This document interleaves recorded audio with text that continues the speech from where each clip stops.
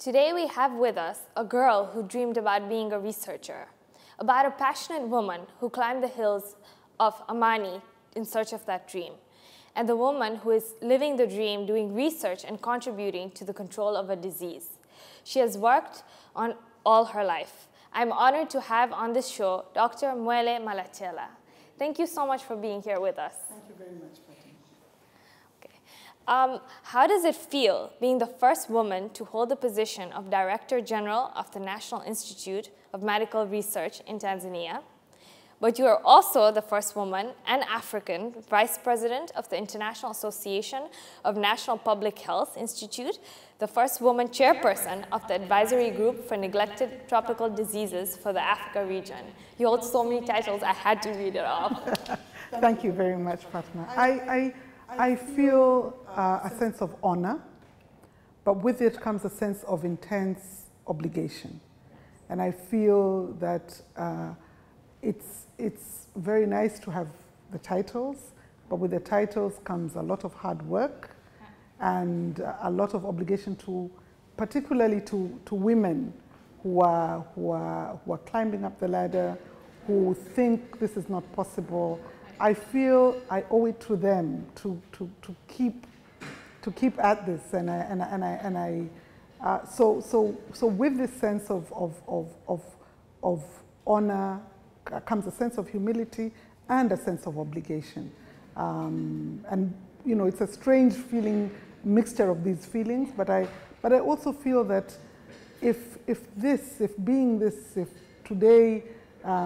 Being the first woman Director General of NIMH inspires a little girl somewhere to think that she tomorrow, you know, after a certain time in her life, she can be or will be in certain leadership positions, then I know that, you know, my course or my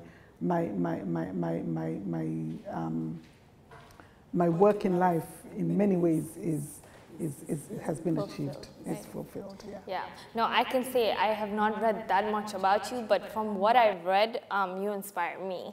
It's, you know, I know that these titles don't just come from, you know, nowhere. You have to really work at them, and you have to really do a good job. So it's really an honor having you here.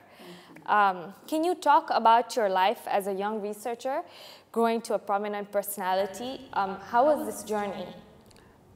My journey was an interesting one. So I studied science at the University of Dar es Salaam. I studied science basically from secondary school.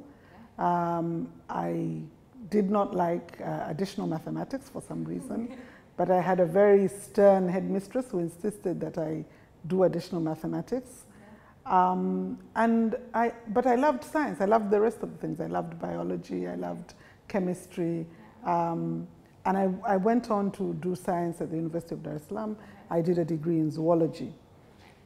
And then my focus was medical parasitology. So even during the field terms that we'd get at the university, I was always interested in parasites. Right. And I felt, you know, that maybe this is the direction that I'd like to go.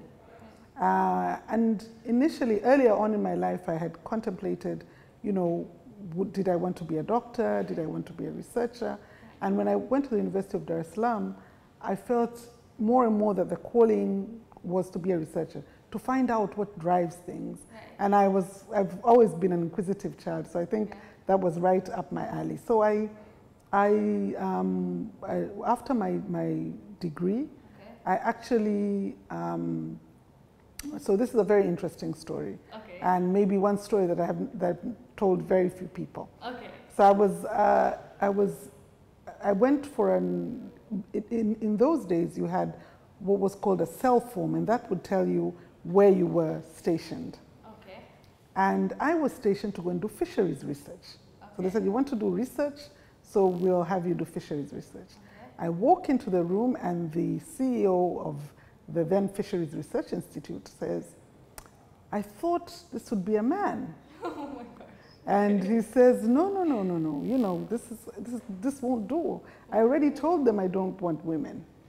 And for a moment, I was shocked. Yeah. And I said, you know, how is this possible? How can, and this had, you know, being a woman, I mean, I know that there's always this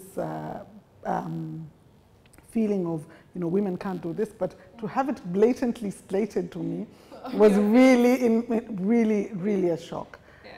And then I decided, no, I didn't want to do fisheries. So that was he closed that door for me because I walked out and I never came back. Yeah. But I think the thing is that he made me go back to where my heart was, and that was medical research. Yeah. And so I went to NIMH. I had a very long interview. My boss my former boss, the one who employed me, keeps talking about one of the longest interviews of his time. And as soon as I passed the interview, I was given a position to be a research scientist in Amani. But strangely enough, I was also given a particular disease to work on. Okay. And the disease was filariasis, lymphatic filariasis, which is also called elephantiasis, which is a terribly disfiguring disease, which affects a lot of people and affected a lot of people in Tanzania. Okay. So when he said this, I said, well, you know, I'd like to go and work on malaria, because malaria was the in thing at the time. It was the most interesting disease. There was a lot of money in malaria. All the partners or donors were giving money to the malaria control and the malaria initiatives. Why would he want me to go and work on a disease that nobody is doing anything about? And he said, because I want you to go and do something about it. Wow. And those, for me, it's now that those words ring a bell. Then I just thought that this is so unfair. You know, I come here, I want to come and do research, and then I get thrown into a place where it's almost like a hopeless place. And so I started off going into the villages, seeing people with this disfiguring disease. And I learned to listen and talk to them about the disease. I learned to hear what their problems were. I would do my research as well, take blood samples, look at the parasites. The worst part of the time we were working was that we would always have to work at night because the parasites come to the blood at night. Oh, wow. Okay. So it was one of those times where we worked between 10 and 2 o'clock in the morning. And then, because that's the only time you can get the parasites. Now we have improved tests. People can know that you have the parasites in your blood at any time. But during that time, it was hard. It was hard to get people to come around. Now you have moving vans and everything. At that time, you know, we'd have like a video, set it up, and hope that people would come. But it was very rewarding. It was very rewarding. I learned from the people, from the patients. I also learned from people who are very low down in the scientific ladder, the lab assistants. They taught me all I needed to know about particular parasites. So it was a very enriching experience. So though I felt I'd been thrown into the middle of nowhere, because Amani is 72 kilometers from Tanga. It is way up in the mountains, so my description of it being way up in the mountains, it is way up in the mountains. And literally, I was there for several months. I was the only woman scientist, and people were not used to that. So it was a very tough time that people were only used to seeing women as maybe secretaries or assistants, and here comes a woman who is a scientist who's the same rank as their husbands.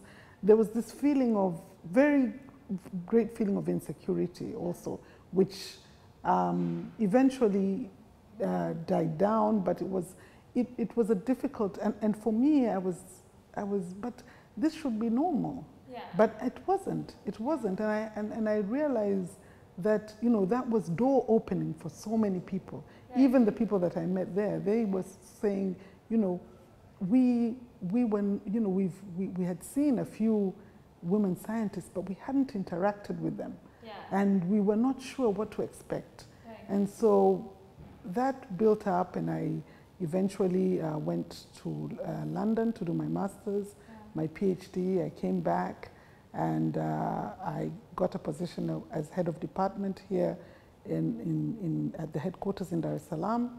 And then finally I became director for research, also at NIMH, and it was a very good experience, because I already had probably one of the greatest experiences. And at the same time, when I came back to Dar, I also initiated the lymphatic filariasis control program. So that worldwide, during the time when I came back, there was a worldwide program to now eliminate lymphatic filariasis. Right. And the WHO gave out the resolution in 1997. Right. And Tanzania, so I was one of the first people who got the program together. Wow. And launched the program on Mafia Island on the 1st of October 2000. Wow. So this year the program is 15 years old. Yeah. And we have made tremendous progress. Yeah. So there are places which are actually free of the disease. And I'm just, it gives me chills down my spine to actually imagine that during my lifetime, I've gone from a situation where people had no hope at all, where people were saying there's no cure for this disease. So during the time I was doing my research earlier on, there was no cure. There was there was one drug which could be put in salt, but it couldn't work in the Tanga areas because there was another disease called river blindness, which would affect people and they'd start itching. So you couldn't use the drug there. So basically you just told them that, you know, there's very, very little we can do. And later on, you come back to them telling them, you know what, now there are drugs. You can get rid of your parasites and you can live a better life, and your children don't have to have this disease. And we pray that your grandchildren, inshallah, will not see this disease. And I think that, for me, has been one of the greatest experiences of my life, to have seen this evolution from people saying, this disease is not a problem in Tanzania, from people saying it's from drinking coconut water, to people eventually actually saying, you know, we're getting rid of this disease. So in places like Newala, in Tandahimba, in Kuranga, the disease is actually completely disappearing. So we have patients, but the disease in the mosquito is not there. So that's a huge achievement. And there are many districts like that in Tanzania who are now seeing either a decline in the disease or a complete disappearance of the disease. I think it's amazing because despite all the challenges, you know, you remain strong and you continued with what you were passionate about. And now today you were able to, you know, make such a change to so many people's lives. And I think that's something that, you know, we need, as women, we need to take away. That, you know, you will get criticized, you know, people will put you down, but you have to remain strong, and you have to remain, you know, strong to the cause that you're trying to, you know, fight. And I think for a lot of women, what happens is that they tend to work 5 or 10 times harder than men. Of course. To get the same, just to get the same recognition. And so it comes to us naturally to overachieve, it comes naturally because you're put down so much that you begin to say, you know, if I need to stay up all night to get this paper right or whatever, then I will do it. And I think that in itself builds your character. But at the same time, you know, I'm hoping that other women are not going to have to go through the same kind of you know, kind of slight oppression that other women. So you know, I'm thankful to our mothers, the people that came before us, because they put their foot in the doors. We have slightly opened the doors. I'm hoping our daughters can really just walk through the doors. And without having to make excuses for who they are, without having to you know, to scream and say, look at me, and you know, just to be able to be there and take a seat at the table. I think that's, for me, that will have made, you know, a tremendous difference. Right. Yeah. So. You know, you seem to be committed to so many tasks nationally and internationally. You know, how do you manage all this? So, and I haven't told you the other things that I do. Oh, so, okay. Wow. so those ones will leave for another day. Okay. But for these ones, so first of all, I love research. So I've always had an inquiring mind. Okay. My late mother used to give stories about an incessantly questioning 3-year-old who questioned everything. Yeah. And would question every single thing that came her way, and embarrassed her one day by even questioning something that was from the Bible. Oh. So she's very, so I've always been a questioning person. I've never taken things at face value. I've always asked, always wanted to know why is this, what. So research came naturally to me. But I think I also love to serve people. So that combination came, the lymphatic filariasis control program came at the right time for me to be able, you know, it came as soon as I came back from the UK, when I was thinking, oh, you know what, I want to get a grant, build a state-of-the-art lab, and do this and do more research. But at the same time, there was a real strong calling of me for service. And I think this combination really it makes me enjoy what I do. Yeah. And if somebody, once you enjoy what you do, this becomes very easy. It's no more a job. It's no more a job. Yeah. It just comes to me. And I think this is what makes it, and a lot of people ask me, they say, but how, you know, recently we had a meeting of this African neglected tropical disease group, of which I'm the chair. And they said, you know, you go through it so smoothly, and there's some really tough issues. And I say, it's because I really enjoy what I do. And I think that is what compels me. That's what makes me wake up in the morning thinking, you know, this, and the feeling that in a slight way, no matter how small, that I'm making a difference in my little corner, wherever I am. I think that for me is really fulfilling. But the balance is difficult. Right. The balance is difficult, and you know, managing, going to being in one capital here, being tomorrow back in the village. But I like it because, you know, I come from from maybe Atlanta, and then in the next day I'm in Mkuranga. It grounds me. Right. So I have this, you know, that I can be, you know, up in the air one day and sitting at a meeting discussing the same things at a different level, at a global level, and then I can come to the village and sit down with people and see what the real issues are. Right. So in a way, I've been blessed. I'm lucky in that way, that I have both the international side, and I have the real, you know, down-to-earth local side, which in many ways, for me, is my teacher. Yeah. And I think that is the part that teaches me the most, and grounds me, and continues to make me, give me humility. Because otherwise, you can get lost in this. It's very easy to. Yeah. It's very easy to get lost in these titles. Yeah. So I think the grounding does help. And you know, when I was in university, I remember very little of what I studied because it was mostly numbers. I did finance, so yeah. But I also did management, and I took a lot of leadership classes. And there was one professor, and he said, don't do anything unless you're making a difference. because he said, you will never get anywhere in life. Unless you're making a difference in somebody else's life, that is what is going to drive you, and that is what is going to make you more and more successful. And I've noticed that because, you know, when I came back, I was so engrossed in my work, that I didn't really bother doing anything else.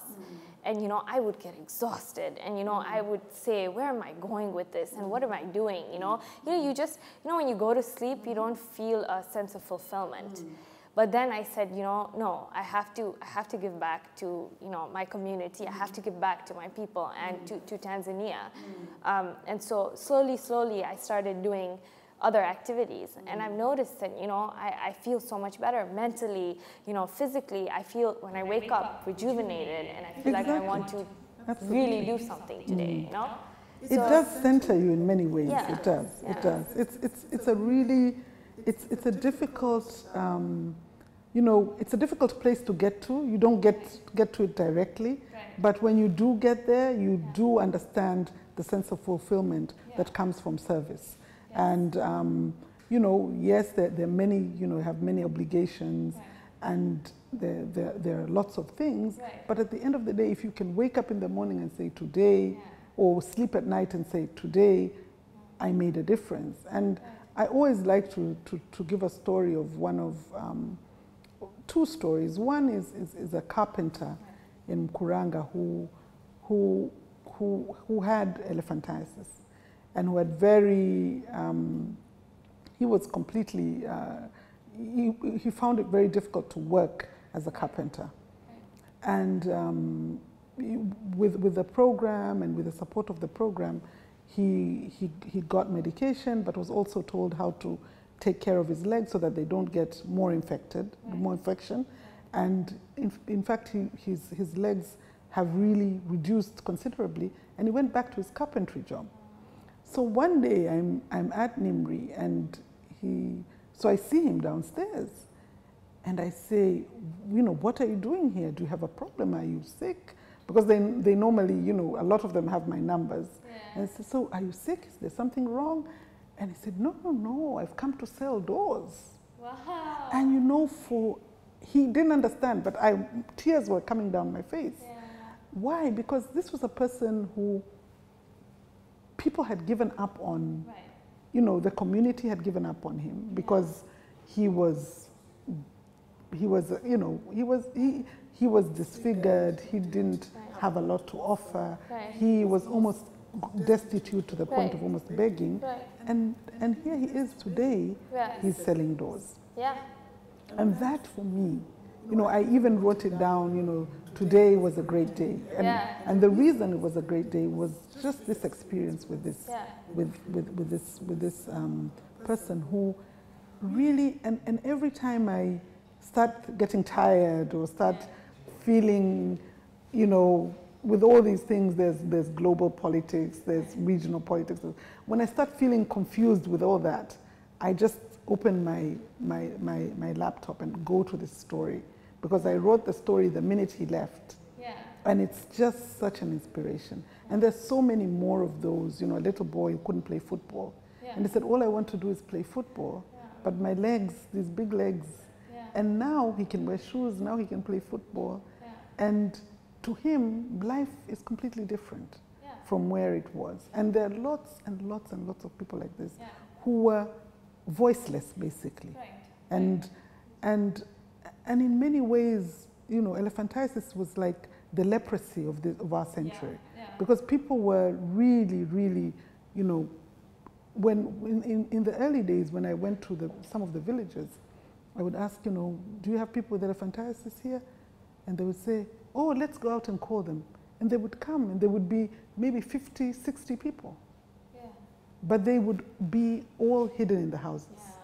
And so it was a sad situation. So for moving to that, to a place where I can say some children born in Tandahimba, born in Newala, born in Mkuranga, in the next years will not have this disease, will not have to fear this parasite. It makes me feel extremely proud, and extremely fulfilled, like I said. So speaking of you traveling so much and you know, you work a lot. I know you get this a lot, but how do you balance your home life and your work life? So balancing is tough. So balancing is something that I've had to learn the hard way, because like I told you, initially it was like, I'm going to work 10 times, I'm going to work 15 times more if that's what it takes to get, you know, to get where I need to get. But I think the key is to you know, the key is to also be able to say, this is what I can't do. And this is I need to delegate. So I learned to delegate more. I learned to say no, which was very difficult for me. I was saying yes to almost everything. I learned to say no. I learned to carve out space for family time, which is still a problem. I'm still, even with that, I still get complaints about, you're not spending enough time, and I'm glad that I do have family support. So that is, but it was, you know, the extent of travel that I had to do, and with a young daughter, it was very, very hard. And I have to tell, you know, this is what a lot of women go through, that, you know, they're traveling, their children are at home, you're not there to do the homework. Skype has helped tremendously, and FaceTime, but it's not the same. And so that guilt is, you know, I'm hoping that it will, one day, people will not have to carry that guilt around. So yeah, the balance is tough, but it is possible.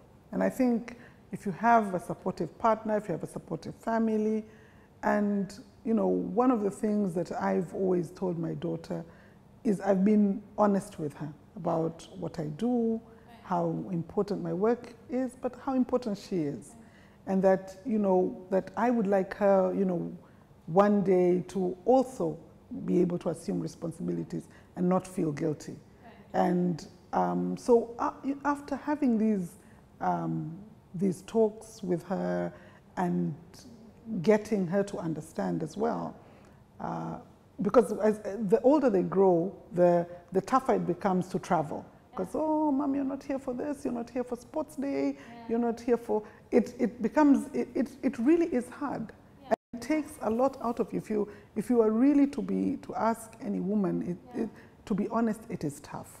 But I think if you're able to truly tell yourself that this is what I can do, this is what I can't do, and also be able to reduce, you know, to take away the guilt by having discussions with the family and partners and saying, you know, by your partner, your children, and saying, look, I need to do this. Because at the same time, you can stay at home and be miserable, make everybody around you miserable. So though the balance is tough, it's a possibility, and I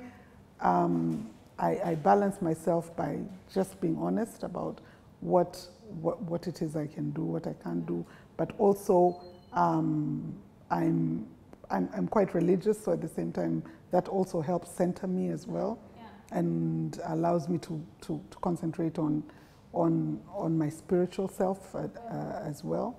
But, you know, again, you know, just being honest to people at work also, that today I can't. I'm worn out.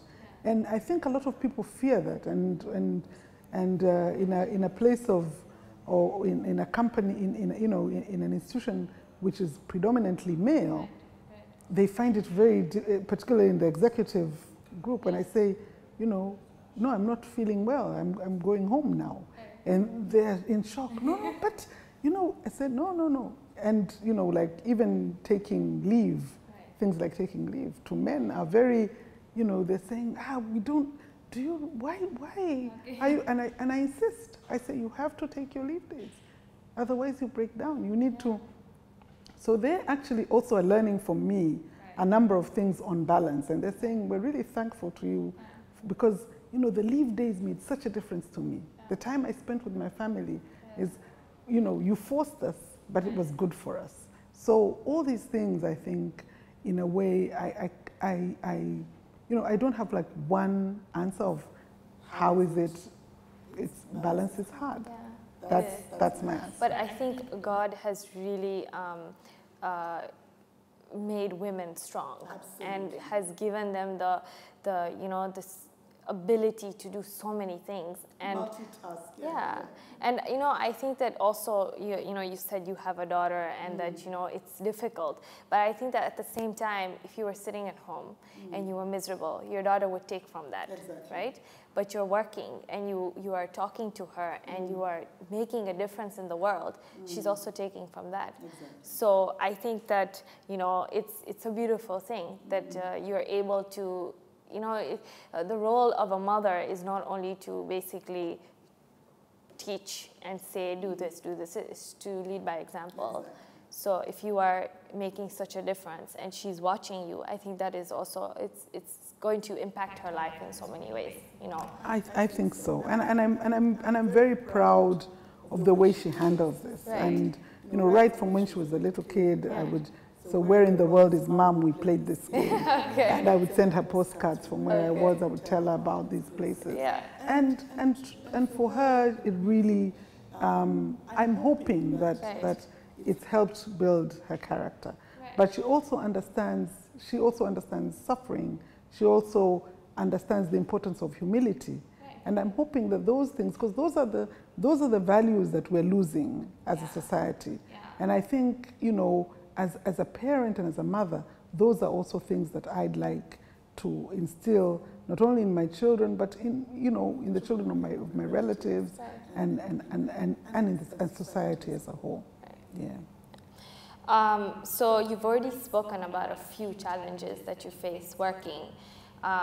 You know, is there any story in particular you'd like to tell us about, you know, as a woman working, you know, that you've faced a slight issue or a problem, and how you went about, you know, overcoming it? So there are many stories, but I know we could be here all night. But one interesting one is just the dynamic. Okay.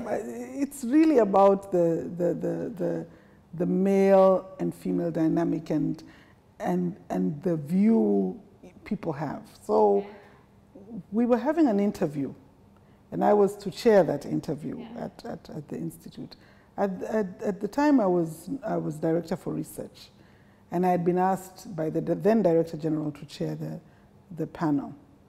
So I arrived at 9:15, and I was going into my office, and one of the interviewees who was, we were interviewing quite senior people. Okay. So he says, Binti, and I say, yes. You know, good morning, shikamo, yeah, welcome. Say, yeah, do you know what time the interview starts? And I said, I think it'll be 9:15. Please let us know when, you know, please let us know in good time. And I said, oh, no problem. And he said, would it be possible to get a cup of tea? Oh my gosh. So I said, sure. He said, no, make it coffee. And I said, okay, no problem. And how do you like your coffee? So he said, 2 coffees with milk, and I made him coffee, and I took the coffee to him. And I asked if there's would there be anything else?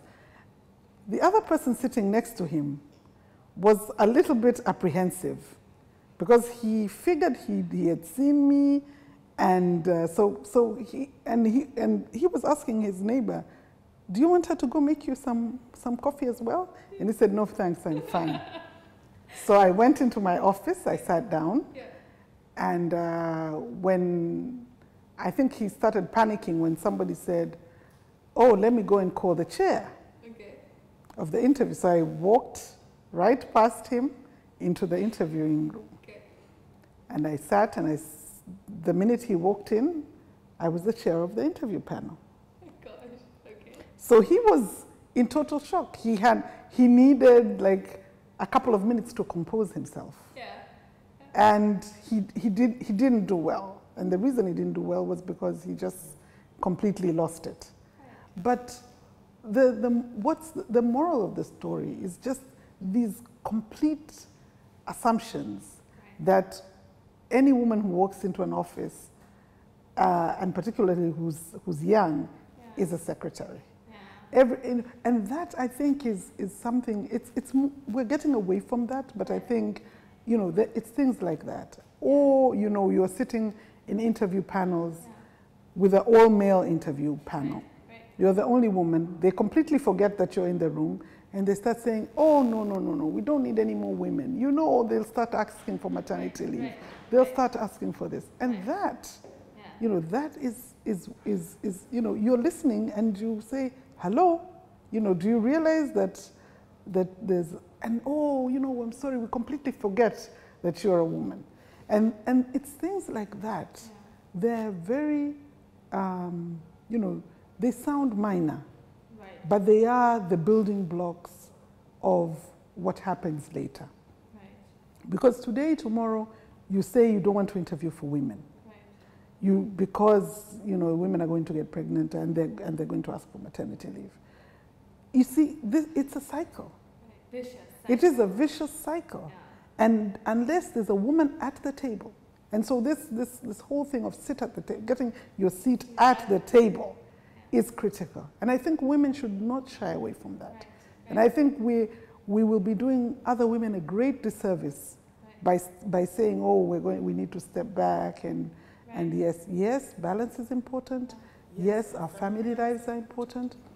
But really, to whom much is given, much is also desired, But I think that at the same time, when we're empowering our girls, we have to empower the men and educate them. Absolutely. Because I know how difficult it can be for a woman who doesn't get, I mean, I've been blessed because I have had a family that's been so supportive, my father, and then my husband who's been even more supportive, in every aspect. And, I can't imagine what it feels like to not be empowered or to, have these difficulties of, maybe, your spouse is not okay with you working or your spouse is giving you issues, But I think that as a community, we have to also empower the boys, and we have to really teach them that you are at par with girls. So absolutely, absolutely, and that's the most important thing that I think that by putting boys aside and saying this is a women issue and a women debate, we're not going to get anywhere. We need together to have this discussion together. We need the boys and the girls to understand this. We need the parents to understand this. Like you, I mean, I have a very, very supportive father, and my late mother was also very supportive, but I shudder to think, even with a very supportive mother, what it would be like if my father was not as supportive. And, my father was one of those people where, you can be anything, and then there are no limits. And there's, and from him I learned that, I didn't even think twice about being a woman. And it's only, when you start getting into life, you start realizing, that there are these limitations about being a woman. So the parental role, the role of our parents and the role of us as parents is very important. And what we instill in our children, what we instill in both our boys and our girls, is very, very important and makes all the difference. And you can actually see, and if you follow up, a lot of girls who are actually, who have done well, and I'm not saying it's a general statement, but you find that most of them actually have had strong parents and strong fathers most of the time that have said, you don't worry, you're a girl, but so what? Move on. And they're not easy parents, that's for sure. No, not at all. Yeah, not at all. They're tough. Actually, and I believe that, they are the ones that are going to really push you to your limits to the point that you actually achieve something, because when you're a child, you don't know what's good for you. You don't know, if you do this, tomorrow it's going to benefit you, or if you do Y, tomorrow it's going to, come in the way. But as a parent, I think that, you know, they are the ones that have to make that decision and be like, you know what, I have to push my child. I have to push my child to, you know, do this and to try that so that tomorrow they can become successful. Because I mean, you know, when I was going to Amani, and, you know, I'd lived, you know, a life of, you know, my father had been a minister, politician for a long time, and you know, everybody was saying, but why are you going to Amani? Why can't your dad get you a transfer so that you can be here in Dar? And so I was, you know, I tried my dad. I actually said, you know, Dad, do you think? And he said, oh, so who lives in Amani? And I was like, yeah, there's scientists there. Okay, so if there's scientists there and you're going to work as a scientist, what is the problem? Right. Oh, it's far away. Far away from what? And so, you know, he was the one who said, okay, so you make do with your circumstances. You will go to Amani, and you will, you know, you will make it. This cannot be about men against women, boys against girls. It has to be a joint effort, so that boys understand and women also understand. So it can't be, and I think parenting has a lot to do with it. And like you know, attribute a lot of who you are today to having a strong father, having a strong partner. So it just shows how important the male roles are for the success of the woman. And I really think that the more we talk about this in that context as well, as parents, bringing up girls, it's extremely important. And I think that is something that we need to continue to do. We can't have, it's important for women's voices to be heard. And I don't think, you know, there should be apologies that, you know, we need to make a noise, but at the same time, we have to be constructive and work with men, work with our partners and our husbands, work with our boy children to bring them up in the way that we'd want, you know, the world to be. And like I was saying, you know, when I talk to my executives, the directors, they want the best for their girls. They take them to the best schools, the best universities, and wanting, you know, the very top positions for their girls. And they said, you know, I'd love to see my daughter as Director General one day. And I say, well, yes, but, you know, that seed has to be planted from now. Because you can't be talking about your daughter as Director General when you don't want your wife to work or do a course or do that. So it's a whole spectrum. But I think that we need to have the discussion. And it's not a discussion that can be forced upon. It's one that it's continued negotiation and continued experiences, so that people, you know, when I told them that, what about your daughters?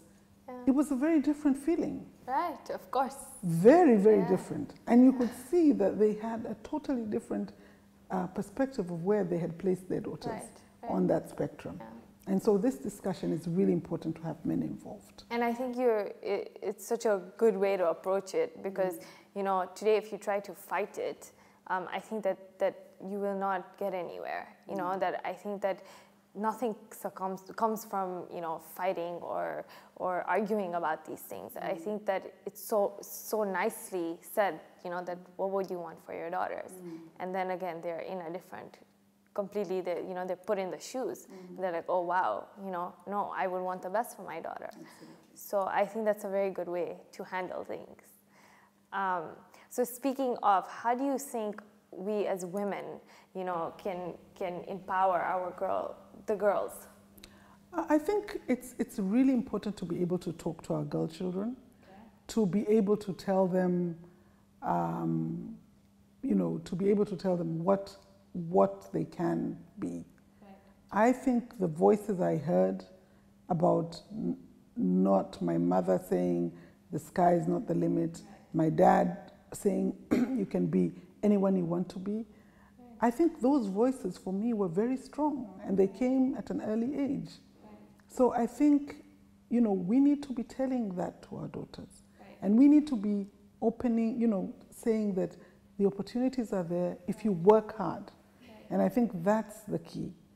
For me as a promoter of women in science, I'm also saying, you know, the girl child, we should encourage the girl children in sciences, because in secondary schools, they tend to drop off, and it's more from peer pressure than than anything else. So it's like, oh, girls are not supposed to do mathematics. That's a boys' thing. And girls are not supposed to do well in maths. But eventually girls do well in maths. Girls excel in science.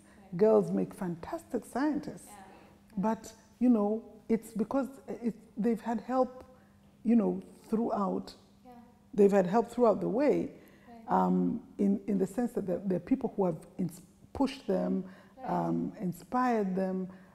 Some, of course, of their own volition, but others have been, you know, it's with help and direction. If I, for example, had not, you know, if somebody had succumbed to me saying I hate math, and that's it, maybe, you know, maybe I would have taken science, but maybe I would not have been as rigorous as I probably am today. So I'm just saying that we have a really important role, and we have a mentorship role, because it's not what children, like you were saying earlier, it's not what you tell them, it's also what they see. So they have to be able to see strong women. They have to be able to see women in positions of power. They have to be able to see women doing day-to-day jobs. They have to be able to embrace that, and to know that that's possible. Because you can't tell them, oh, you can be anyone you want to be, and then all they see around them is women who can't be anything, basically. So the truth is that we also are obligated as women who have had education, who've had opportunities, to walk our talk so that our girl children will be able to get an experience. I had a young high school student, a daughter of a friend, who shadowed me for a day. And she says that was one of the best experiences of her 6-week field work. And it was just one day, and she was sitting, watching me, you know, interact with people. I had her at meetings, taking minutes. And so at the end of the day, I asked her, what did you learn from all this? And she said, you know, I got inspired. I got moved by this, and knowing that there was a possibility for me. And for me, that was just the answer that I felt, you know, that made me feel that it was worth having her shadow me for the day. And so we need to be mentors to our girl children. We really need to open up. And I think what you're doing through programs like this is really, really great. And I want to commend you for it, because it does touch the girl child. It does open them up to opportunities. And once they are open to opportunities, anything can happen. You're very right. I think it is our responsibility to, you know, to give back and to inspire. And I'm so lucky that, you know, you were able to come here and to share your story. And you are, you know, you are a Tanzanian woman, a successful Tanzanian woman. And, you know, just me sitting with you these 40 minutes, I've learned so much, you know, and I can take away so much. And, you know, I'm sure you've inspired so many other women, and you're going to inspire so many women. And I'm so grateful that I had this opportunity to interview you. Thank you so much, Dr. Malacela, for coming. Thank you very much, Fatema. Thank you. Thank you very much. Thank you.